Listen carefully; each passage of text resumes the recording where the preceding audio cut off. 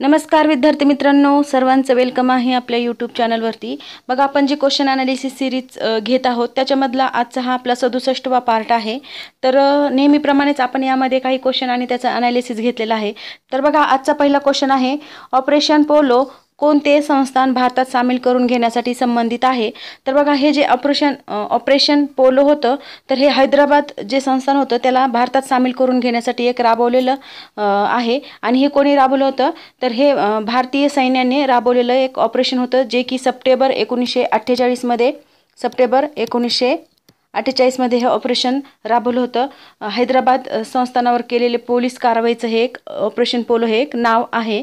तर अशा प्रकारे ऑपरेशन पोलो राबवून आपण हैदराबाद हे मुक्त केलं होतं, हैदराबाद संस्थान हे मुक्त केलं होतं आणि भारताला जोडलं होतं। तर बघा, पुढचा क्वेश्चन आहे, लोकमान्य टिळकांनी सुरू केलेल्या मराठा या इंग्रजी वृत्तपत्राचे पहिले संपादक कोण होते। तर बघा, लोकमान्य टिळकांनी हे सुरू केलेलं मराठा एक वृत्तपत्र होतं आणि त्याची भाषा कोणती होती किंवा त्याची लँग्वेज होती इंग्रजी, आणि याचे पहिले संपादक होते तर ते होते लोकमान्य टिळकच, म्हणजेच पहिलाच ऑप्शन आपलं करेक्ट आहे। तर बघा, लोकमान्य टिळक तसंच गोपाळ गणेश आगरकर आणि विष्णू शास्त्री चिपळूणकर यांनी 1881 मध्ये म्हणजे 1881च्या जानेवारीमध्ये केसरी, जे की मराठी भाषेत होतं, केसरी हे वृत्तपत्र, आणि ह्याची लँग्वेज कोणती होती, मराठी। तर केसरी आणि मराठा, जे आता आपण पाहिलं मराठा, हे दोन वृत्तपत्रे सुरू केली होते। कधी? 1881 मध्ये। म्हणजे याची डेट पण विचारली जाऊ शकते। तसंच मराठा जे वृत्तपत्र आहे त्याची लँग्वेज कोणती हे पण लक्षात असू द्या, आणि केसरी जे आहे तर त्याची लँग्वेज कोणती आहे हे पण लक्षात असू द्या, आणि याची डेट। तसंच हे कोणी सुरू केलं, लोकमान्य टिळक आणि गोपाळ गणेश आगरकर तसंच विष्णू शास्त्री चिपळूणकर या तिघांनी मिळून हे वृत्तपत्र सुरू केलेली आहेत। तर बघा, पुढचा क्वेश्चन आहे, 1867 साली कोणत्या ठिकाणी प्रार्थना समाजाची स्थापना करण्यात आली। तर बघा, 1867 प्रार्थना समाजाची स्थापना म्हणजे 2-3 ठिकाणी झालेली आहे। तर आपल्याला डेट विचारतात आणि कोणत्या ठिकाणी प्रार्थना समाजाची स्थापना करण्यात आली असा प्रकारे प्रश्न आला, तर बघा 1867 मध्ये मुंबई येथे स्थापना झाली होती, म्हणजेच आपलं क ऑप्शन करेक्ट आहे। तसंच केशवचंद्र सेन यांनी महाराष्ट्राला भेट दिल्यानंतर आपल्या महाराष्ट्रातले जे आत्माराम पांडुरंग तर्खडकर होते, आत्माराम पांडुरंग तर्खडकर जे होते, तर यांनी प्रार्थना समाजाची स्थापना कधी केली, 1867 मध्ये, 31 मार्च 1867। म्हणजे ही 1867 डेट म्हणजे फॅक्ट कोणत्या लक्षात असल्या पाहिजेत आपल्या। प्रार्थना समाजाची स्थापना मुंबई येथे कधी झाली होती, 1867, आणि कोणी केली होती, आत्माराम पांडुरंग तर्खडकर। आणि तर बघा, पुढचा क्वेश्चन आहे, 1828 मध्ये अमरावतीमधील अंबादेवीचे मंदिर अस्पृश्यांसाठी खुले व्हावे म्हणून सत्याग्रह केला होता। तर अमरावती येथे अंबादेवीचे मंदिर खुले करायचं होतं, कुणासाठी, अस्पृश्यांसाठी। बघा, पहिल्या काळात म्हणजे स्वातंत्र्याच्या पूर्वीच्या काळात जे होतं, अस्पृश्यांसाठी खूप खराब वागणूक दिली जायची, किंवा त्यांना मंदिरात प्रवेश दिला नाही जायचा, किंवा जे म्हणजे सार्वजनिक ठिकाणचे तलाव सरोवरे आहेत त्याला त्यांना स्पर्श करू न दिला जायचा। मग अशा प्रकारे समाजसुधारकाने त्यामध्ये बदल करत आत्ताची जी कंडिशन आहे ही त्यांनी म्हणजे आणलेली आहे। तर बघा, 1828 मध्ये अमरावतीमधलं जे अंबादेवीचं मंदिर आहे ते अस्पृश्यांसाठी खुले कोणी केलं होतं, तर डॉक्टर पंजाबराव देशमुख, म्हणजेच बी ऑप्शन आपलं करेक्ट आहे। डॉक्टर पंजाबराव देशमुखांनी ते खुलं केलं होतं। तसंच पुढचा क्वेश्चन आहे आपला, समुदाय विकास कार्यक्रम कोणत्या वर्षापासून सुरू झाला। तर बघा, समुदाय विकास कार्यक्रम जो आहे तर बी ऑप्शन याचं करेक्ट आहे। 1952 पासून हा समुदाय विकास कार्यक्रम सुरू झाला होता। हा जो समुदाय विकास कार्यक्रम आहे तर तो कशासाठी होता, तर व्यक्ती आणि लोकांचे जे गट होते त्यांच्या समुदायामध्ये बदल घडवून आणण्यासाठी, तसंच त्यांच्यासाठी आवश्यक असलेल्या कौशल्यासह सक्षम बनवण्यासाठी त्यांना प्रयत्न करण्यासाठी हा प्रोग्राम सुरू केला होता। आणि हा कधी सुरू केला होता, तर 2 ऑक्टोबर रोजी हा प्रोग्राम सुरू केला होता, 2 ऑक्टोबर 1952 साली। तर बघा, पुढचा क्वेश्चन आहे, चित्रकूट ग्रामोदय विश्वविद्यालय कोणी स्थापन केले। तर बघा, हे चित्रकूट ग्रामोदय विश्वविद्यालय कोणी स्थापन केलं होतं, तर ते केलं होतं नानाजी देशमुख यांनी, म्हणजे पहिलंच ऑप्शन आहे। बघा, आता नानाजी देशमुख यांना भारतरत्न पुरस्कार पण आता भेटलेला आहे। पुढचा क्वेश्चन आहे, मार्च 2019 मध्ये देशाचे पहिले लोकपाल म्हणून कोणाची नियुक्ती झाली। तर मार्च 2019 मध्ये देशाचे पहिले लोकपाल म्हणून न्यायमूर्ती PC घोष, म्हणजेच पिनाकी चंद्र घोष यांची नियुक्ती झालेली आहे। म्हणजे पहिलं ऑप्शन आपलं करेक्ट आहे ते। तर पिनाकी चंद्र घोष हे भारताचे पहिले लोकपाल आहेत। परंतु जर आता सध्या विचार केला तर सध्या कोण आहेत मग, तर सध्या म्हणजे विद्यमान आहेत अजय अजय माणिकराव खानविलकर हे आता सध्याचे आहेत, जे की तुम्हाला जर सध्याची रिसेंटली किंवा विद्यमान लोकपाल आयुक्त कोण असं जर विचारलं तर हे नाव लक्षात असू द्या, अजय माणिकराव खानविलकर. तसंच पुढचा क्वेश्चन काय आहे, 2024 सालचा ऑस्कर पुरस्कार कोणत्या चित्रपटाला मिळाला? तर बघा 2024चा विचारला आपल्याला आणि त्याचा चित्रपट आहे बी ऑप्शन ओपेनहायमर. या चित्रपटाला 2024चा ऑस्कर पुरस्कार भेटलेला आहे. तसंच इथे दुसरा क्वेश्चन पण येऊ शकतो की ऑस्कर पुरस्कारामध्ये सर्वोत्कृष्ट अभिनेता कोण ठरला? तर ते पण नाव लक्षात असू द्या, सिलियन मर्फी हे नाव लक्षात असू द्या. सिलियन मर्फी हे नाव कशासाठी लक्षात असू द्यायचे? 2024च्या ऑस्कर पुरस्कारातला सर्वोत्कृष्ट अभिनेता हे पण असं पण प्रश्न येऊ शकतो किंवा सर्वोत्कृष्ट अभिनेत्री कोण असं पण प्रश्न येऊ शकतो. त्यामुळे आपल्याला सर्वोत्कृष्ट हे झाला अभिनेता आणि अभिनेत्री पण माहिती असणं गरजेचं आहे. तर तिचं नाव आहे एम्मा स्टोन ही सर्वोत्कृष्ट अभिनेत्री ठरलेली आहे. तर बघा नेक्स्ट क्वेश्चन आहे, आंतरराष्ट्रीय हिंदी दिन कधी साजरा केला जातो? तर आंतरराष्ट्रीय हिंदी दिन हा 10 जानेवारीला सेलिब्रेट केला जातो, म्हणजेच बी ऑप्शन आपलं करेक्ट आहे. आणि तसंच 2024ची थीम जर विचारली तर ती पण आपल्याला माहिती असणं गरजेचं आहे. तर आंतरराष्ट्रीय हिंदी दिनाची थीम आहे हिंदी पारंपरिक ज्ञान आणि कृत्रिम बुद्धिमत्ता ब्रिजिंग, ही त्याची थीम आहे. ही पण लक्षात असू द्या. पुढचा क्वेश्चन आहे आपला, सिमेंटचा पहिला कारखाना 1904 मध्ये कोठे उभारला? तर बघा सिमेंटचा पहिला कारखाना 1904 मध्ये कोठे उभारलेला आहे? तर तो उभारलेला आहे चेन्नई येथे, म्हणजेच बी ऑप्शन आपलं करेक्ट आहे. चेन्नई येथे पहिला भारतीय सिमेंट प्लांट स्थापन करण्यात आला होता आणि हे कधी स्थापन झालेला आहे? तर 1904 साली हा स्थापन झालेला आहे. नेक्स्ट क्वेश्चन पहा, खालीलपैकी कोणता राज्यातील पहिला जलविद्युत प्रकल्प होय? तर बघा अशा प्रकारचा पहिला जलविद्युत प्रकल्प आहे खोपोली, म्हणजेच पहिलंच ऑप्शन आपलं करेक्ट आहे.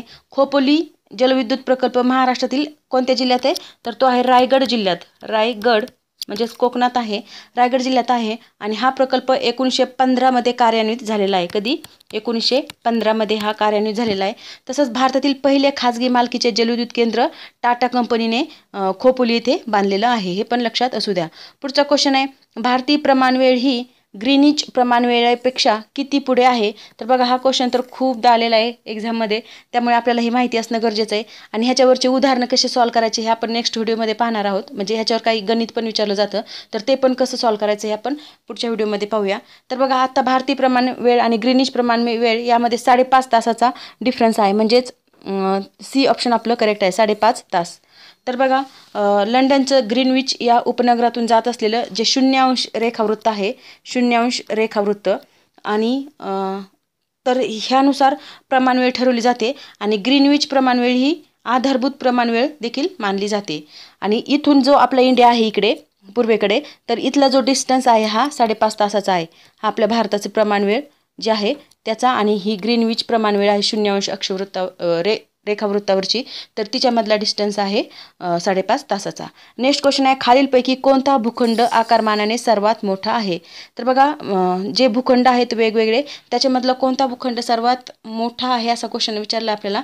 तर ह्याचं करेक्ट आन्सर आहे पहिलं ऑप्शन, आशिया खंड सर्वात मोठा आहे. तर आकारमानाने जर विचार केला तर उतरत्या क्रमाने सगळे भूखंड माहिती असणं आपल्याला गरजेचं आहे. तर आकारमानानुसार सर्वात मोठा 1 नंबरचा झाला आशिया खंड. तसंच 2 नंबरचा काय आहे मग? तर 2 नंबरचा आहे आफ्रिका खंड. आफ्रिकन इथे दिला, आफ्रिका खंड हा 2 नंबरचा आहे. मग 3 नंबरचा कोणता आहे? तर 3 नंबर आहे युरोप खंड. मग 4 नंबर आहे उत्तर अमेरिका. 4 नंबर आहे उत्तर अमेरिका. तसंच 5 नंबरला आहे दक्षिण अमेरिका. मग 6 नंबरला कोणता आहे? तर अंटार्क्टिका हा खंड आहे 6 नंबरला, अंटार्क्टिका. आणि 7 नंबरला आहे ऑस्ट्रेलिया. हे अशा प्रकारे 7 खंड जे आहेत तर हे उतरत्या क्रमाने इथे आपण दिलेले. उतरत्या क्रमाने म्हणजे त्यांचं जे क्षेत्रफळ आहे किंवा आकारमान आहे त्यानुसार उतरत्या क्रमाने आपण इथे दिलेले आहेत. पुढचा क्वेश्चन पाहूया, मध्य रेल्वेने मुंबईहून दिल्लीला जाताना लागणारे राज्यातील सर्वात शेवटचे जंक्शन कोणते? तर बघा मध्य रेल्वे, पश्चिम रेल्वे, पूर्व रेल्वे, दक्षिण रेल्वे, उत्तर रेल्वे हे जे रेल्वे आहेत तर याचे कमीत कमी मुख्यालय तुम्हाला माहिती असणं गरजेचं आहे, कारण मुख्यालयावर प्रश्न विचारलेले आहेत भरपूरदा आणि नाही झाले तरी चालेल, परंतु दक्षिण ज्या 8 दिशा आहेत किंवा डायरेक्शन आहेत तर त्या 8 डायरेक्शनचे तरी ॲटलिस्ट तेवढे पाठ ठेवा. तर बघा पूर्व, पश्चिम, दक्षिण, उत्तर आणि उत्तर वायव्य म्हणजे जे असे 8 आहेत म्हणजे सब दिशा आणि दिशाचे जे 8 आहेत ठिकाणं ते तरी तुम्ही ॲटलिस्ट पाठ करून ठेवा. तर बघा मध्य रेल्वेने मुंबईहून दिल्लीला जाताना लागणारे सर्वात शेवटचे जंक्शन कोणते तर ते आहे भुसावळ, म्हणजेच बी ऑप्शन आपल्या इथं करेक्ट आहे. नेक्स्ट क्वेश्चन आहे दूधगंगा या योजनेचा फायदा होणारा जिल्हा कोणता. तर दूधगंगा या योजनेचा फायदा होणारा जिल्हा कोणता आहे मग तर तो आहे कोल्हापूर जिल्हा. बघा दूधगंगा ही पश्चिम भारतातील कृष्णा नदीला उजवीकडून मिळणारी एक उपनदी आहे. कुठे पश्चिम भारतातील म्हणजे आपलं पश्चिम महाराष्ट्र जे आहे तिकडची जी कृष्णा नदीला उजवीकडून येऊन मिळणारी ही एक नदी आहे दूधगंगा. तसंच ही नदी महाराष्ट्राच्या सिंधुदुर्ग जिल्ह्यात पश्चिम घाटात उगम पावते. कुठे उगम पावते सिंधुदुर्ग जिल्ह्यातल्या पश्चिम घाटात ही नदी उगम पावते आणि कृष्णा नदीची उपनदी आहे. पुढचा क्वेश्चन पाहूया. बॉम्बे हाय हे नाव कोणत्या खनिज उत्पादनाशी निगडीत आहे. तर बॉम्बे हाय हे जे नाव आहे हे पेट्रोलियम खनिज उत्पादनाशी निगडीत आहे.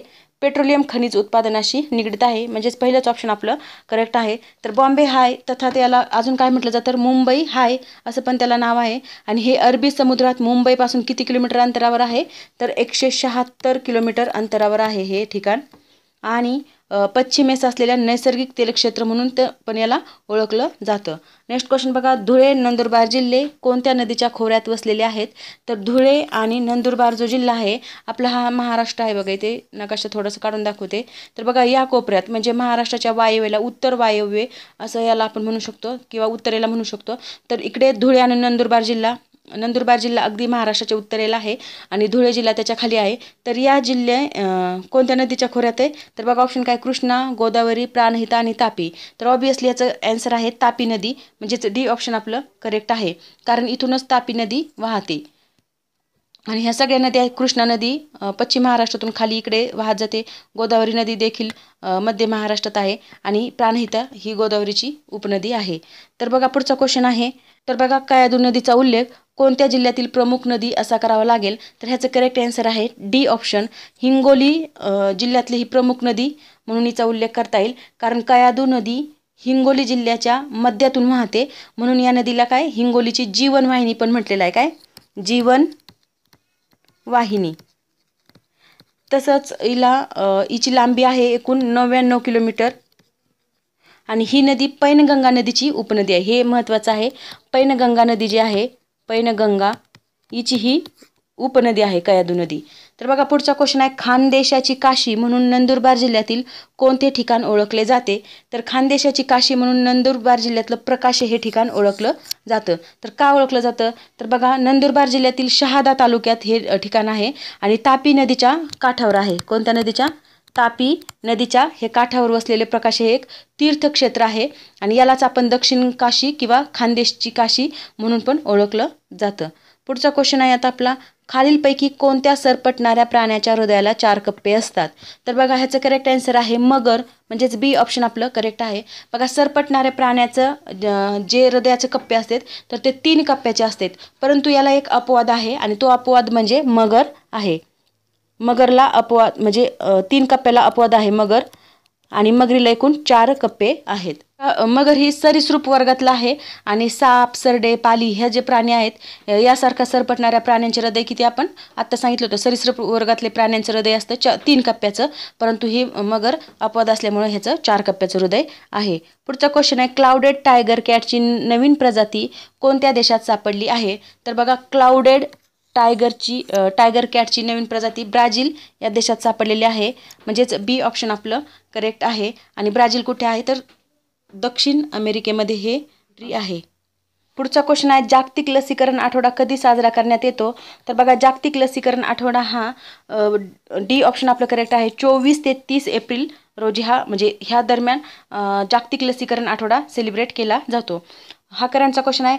नेक्स्ट क्वेश्चन बघा. IPLच्या इतिहासात कोण एका सामन्यात सर्वाधिक धावा देणारा गोलंदाज ठरला आहे? तर ह्याचं करेक्ट आन्सर आहे मोहित शर्मा, हे त्याचं करेक्ट आन्सर आहे. तर बघा पुढचा क्वेश्चन आहे, इंडिया इन्व्हॉल्व्ड रँकिंगमध्ये कोणत्या उद्योग समूहाने अव्वल स्थान पटकावलेले आहे? तर ह्याचं करेक्ट आन्सर आहे बी ऑप्शन, रिलायन्स इंडस्ट्रीज या उद्योग समूहाने याच्यामध्ये अव्वल स्थान पटकावलेले आहे. तसंच हे हाल म्हणजे काय, तर हिंदुस्तान एरोनॉटिक्स लिमिटेड ही एक कंपनी आहे. बघा पुढचा क्वेश्चन आहे, वर्ल्ड मलेरिया डे कधी साजरा केला जातो? तर वर्ल्ड मलेरिया डे हा 25 एप्रिलला सेलिब्रेट केला जातो, म्हणजेच डी ऑप्शन आपलं करेक्ट आहे. आणि 2024ची थीम लक्षात असू द्या, वर्ल्ड मलेरिया डे, कारण ह्याच्यावर खूपदा क्वेश्चन आलेला आहे वर्ल्ड मलेरिया डेवर, किंवा ते कधी सेलिब्रेट केला जातो किंवा त्याची थीम काय. तर याची थीम आहे अधिक न्याय जगासाठी मलेरिया विरुद्धच्या लढ्याला गती देणे, ही त्याची थीम आहे. तर अशा प्रकारे आपण इथे GS आणि करंटचे क्वेश्चन पाहिलेले आहेत. तर हा व्हिडिओ कसा वाटला ते कमेंट बॉक्समध्ये कळवा, आणि जर तुम्हाला व्हिडिओचा फायदा होत असेल थोडाफार तरी, तर एक लाईक देत चला. तसंच व्हिडिओ आवडत असेल तर शेअर करा, सबस्क्राईब करा. Thank you very much.